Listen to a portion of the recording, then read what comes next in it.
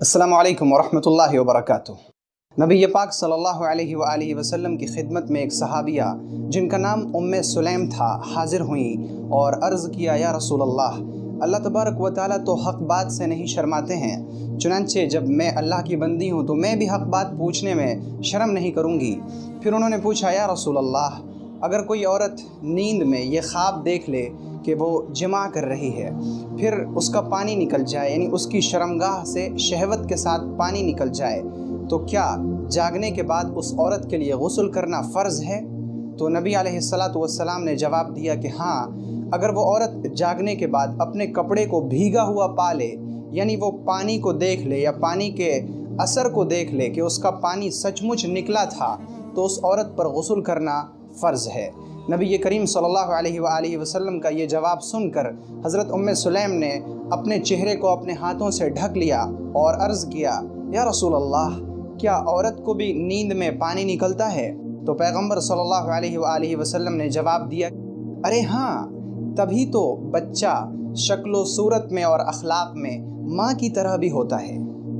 جی میرے بھائی اور میری بہن، شرم کرنا بہت اچھی صفت ہے، اور اللہ رب العزت نے ہر انسان کے اندر شرم کی اور حیا کی صفت اور خصوصیت رکھی ہے، لیکن وہ شرم کسی کام کا نہیں، وہ حیا کسی کام کی نہیں جس کی وجہ سے آدمی دین کی سمجھ حاصل کرنے سے رک جائے۔ سیدہ عائشہ صدیقہ رضی اللہ عنہا فرماتی ہیں، نعم النساء نساء الانصار لم يمنعهن الحیاء ان يتفقهن فی الدین، کہ انصار کی عورتیں کتنی اچھی ہیں کہ ان کے اندر شرم بھی تھی، ان کے اندر حیا بھی تھی، لیکن وہ شرم و حیا کی وجہ سے دین کا سمجھ حاصل کرنے سے رکی نہیں، یعنی انہوں نے مسئلہ پوچھنے میں، دین کا علم حاصل کرنے میں شرم کو آڑے نہ آنے دیا۔ جب بھی انہیں کوئی مسئلہ پوچھنے کی ضرورت پیش آئی تو انہوں نے شرم و حیا کو ہٹایا اور نبی علیہ السلام سے پوچھ لیا۔ جی میرے بھائی اور میری بہن، اس وقت جس موضوع پر میں آپ کے سامنے گفتگو کرنا چاہتا ہوں، ایک ایسا موضوع ہے کہ جس کے بارے میں ہم پوچھنا یا جس کے بارے میں ہم سننے کو ذرا شرم کے اور حیا کے شاید خلاف سمجھتے ہیں۔ ہمیں ان باتوں کو بولتے ہوئے یا ان باتوں کو سنتے ہوئے تھوڑی ہچکچاہٹ یا شرم محسوس ہوتی ہے، لیکن جب ہم سب کے پیغمبر صلی اللہ علیہ وآلہ وسلم نے دین کو سکھانے میں شرم نہیں کی، اور جب صحابہ اکرام نے دین کو سیکھنے میں شرم و حیا محسوس نہ کی، تو پھر ہم کون ہوتے ہیں جو مصنوعی اور بناوٹی شرم و حیا کو آڑے بنا کر دین کی سمجھ حاصل کرنے سے رک جائیں۔ میں اس وقت آپ کے سامنے بات کرنا چاہ رہا ہوں ان بالوں کے بارے میں جو انسان کے جسم پر اگتے ہیں اور جو غیر ضروری بال ہیں، جن کے بارے میں شریعت کا حکم ہے کہ ان کو نکال لیا جائے، ختم کر لیا جائے، صاف کر لیا جائے۔ مثلا بغل کے بال یا ناف کے نیچے کے بال، ان کے سلسلے میں شریعت کا یہ حکم ہے کہ ان کو صاف کر لیا جائے۔ پیغمبر صلی اللہ علیہ وآلہ وسلم نے فرمایا کہ 5 چیزیں فطرت میں سے ہیں، یعنی انسان کی فطرت سلیمہ خود تقاضا کرتی ہے کہ ان کاموں کو کیا جائے، جن میں پہلی چیز ہے ختنہ کرنا، اور دوسری چیز ہے ناف کے نیچے کے بال کو ختم کرنا، ان کی صفائی کرنا، اور تیسری چیز ہے مونچھوں کو کترنا، اور چوتھی چیز ہے ناخون کو کاٹنا، اور 5ویں چیز ہے بغل کے بالوں کی صفائی کرنا۔ جی میرے بھائی اور میری بہن، پیغمبر صلی اللہ علیہ وآلہ وسلم نے بغل کے بالوں کے بارے میں یہ حکم فرمایا ہے کہ ان کو اکھاڑ لیا جائے۔ اگر کسی شخص کو ان بالوں کو اکھاڑنے میں تکلیف ہوتی ہے تو وہ استرے سے اور اسی طرح قینچی سے ان بالوں کو صاف کر سکتا ہے، لیکن بہتر یہ ہے کہ ان بالوں کو اکھیڑ لیا جائے۔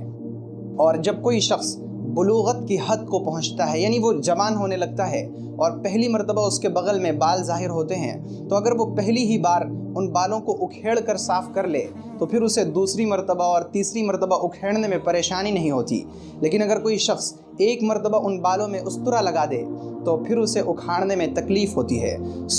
اگر کوئی شخص شروع سے ہی اکھیڑنے کی عادت بنا لے تو اس کے لیے ان بالوں کو اکھیڑنا بہتر ہے، اور یہ صرف بغل کے بالوں کے بارے میں ہے۔ اور جہاں تک زیر ناف کے یعنی ناف کے نیچے کے بالوں کا حکم ہے تو ان کے بارے میں پیغمبر صلی اللہ علیہ وآلہ وسلم نے فرمایا ہے کہ انہیں صاف کر لیا جائے، اور یا تو استرے سے صاف کر لیا جائے یا کسی کریم وغیرہ کی مدد سے اسے صاف کر لیا جائے، جس طرح سے بھی ان بالوں کو ختم کر لیا جائے شریعت میں اس کی اجازت ہے۔ لیکن مردوں کے لیے بہتر یہ ہے کہ وہ استرے کا استعمال کریں، اور عورتوں کے لیے بہتر یہ ہے کہ وہ کریم وغیرہ کا استعمال کریں۔ لیکن اگر عورتیں بھی استرے کا استعمال کرتی ہیں تو اس کی اجازت ہے، اور حدیث پاک میں اس کی طرف اشارہ ہے کہ عورتیں بھی لوہے کا، استرے کا استعمال کر سکتی ہیں۔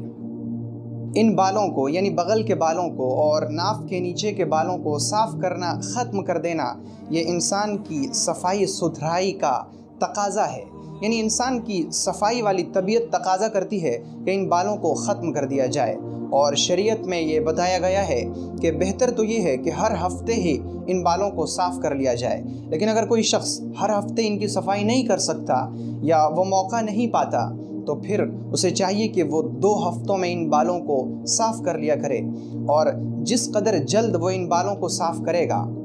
اتنا ہی اس کی صفائی کے اہتمام کے لیے بہتر ہے۔ یہی حکم عورتوں کے لیے بھی ہے کہ عورتیں بھی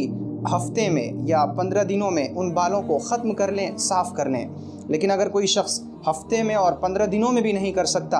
تو حضرت انس بن مالک رضی اللہ عنہ فرماتے ہیں کہ نبی علیہ السلام نے بغل کے بالوں اور ناف کے نیچے کے بالوں کو ختم کرنے کی جو آخری مدت بتائی ہے، یعنی سب سے زیادہ مدت جو بیان کی ہے وہ 40 دنوں کی ہے، کہ 40 دنوں تک تو صاف کر ہی لیا جائے، 40ویں دن تو ان بالوں کو ختم کر ہی لیا جائے۔ اگر کوئی شخص 40 دنوں تک ان بالوں کو صاف نہیں کرتا اور وہ 40 دنوں کے بعد بھی ان بالوں کو یوں ہی چھوڑ دیتا ہے تو پہلی بات تو یہ کہ اس کی طبیعت گندی ہے، اور دوسری بات یہ کہ جب اس نے نبی علیہ السلام کی بیان کی ہوئی مدت کو پیچھے چھوڑ دیا اور وہ اس مدت سے آگے بڑھ گیا تو اسے نبی علیہ السلام کے حکم کے خلاف چلنے کا گناہ ملے گا۔ حتیٰ کہ بعض لوگوں نے یہ بیان کیا ہے کہ اگر کوئی شخص ان بالوں کو 40 دنوں سے زیادہ چھوڑ لے تو پھر اس کی نماز کس کام کی، اس کا روزہ کس کام کا؟ یعنی جب وہ نبی علیہ السلام کی بیان کی ہوئی مدت سے آگے بڑھ رہا ہے اور پھر وہ لمبی لمبی رکعتیں پڑھ رہا ہے تو ایسی رکعتوں کا کیا فائدہ جب نبی علیہ السلام کے حکم کی اتباع کی ہی نہیں۔ چنانچہ مردوں اور عورتوں دونوں کے لیے یہی حکم ہے کہ 40 دن کی مدت گزرنے سے پہلے ہی ان بالوں کو ختم کر لیا جائے، ان کی صفائی کر لی جائے۔ لیکن افسوس کی بات یہ ہے، دکھ کی بات یہ ہے، المیہ یہ ہے کہ ہم میں سے بہت سے لوگ جو دینی احکام پر چلتے ہیں اور ہم دینی کہلاتے بھی ہیں، اس چھوٹے سے عمل پر جس میں نہ بہت زیادہ وقت لگتا ہے، نہ یہ کام روزانہ آپ سے کرنے کو کہتا ہے، ہم اس میں کوتاہی کرتے ہیں۔ جی میرے بھائی اور میری بہن، اگر ہم سچ مچ دین پر چل رہے ہیں اور ہمارا دین پر چلنے کا دعویٰ صرف دعویٰ نہیں ہے بلکہ ہم عمل بھی کرتے ہیں، تو پھر ضرورت اس بات کی ہے کہ ہم اس سلسلے میں بھی اپنے آپ کو پورے طور پر تیار کریں، اور ہم یہ اہتمام کریں کہ اس مدت کے گزرنے سے پہلے ہی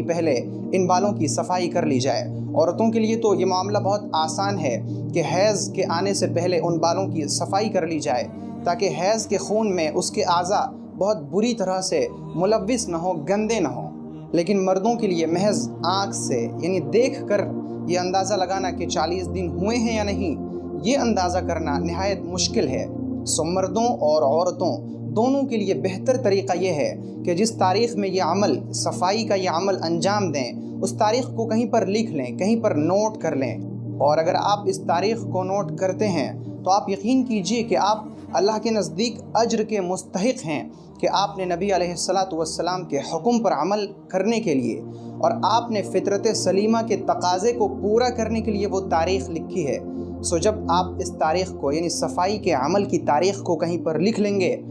تو اس تاریخ کو دیکھ کر آپ یہ پتہ لگا لیں گے کہ آپ کی صفائی کے عمل کو کتنا دن گزرا ہے،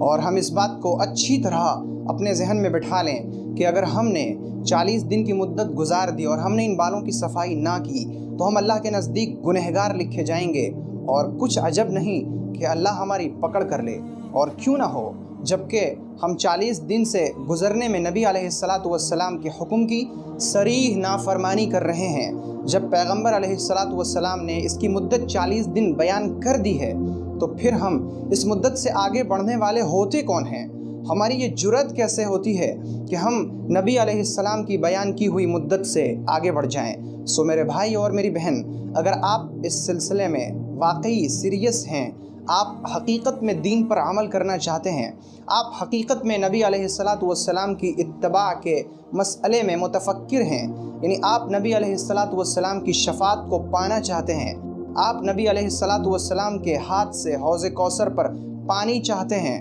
तो फिर ज़रूरत इस बात की है कि हम पैगम्बर अलैहिस्सलातु वस्सलाम के हर हुक्म को अपने सीने से लगा लें,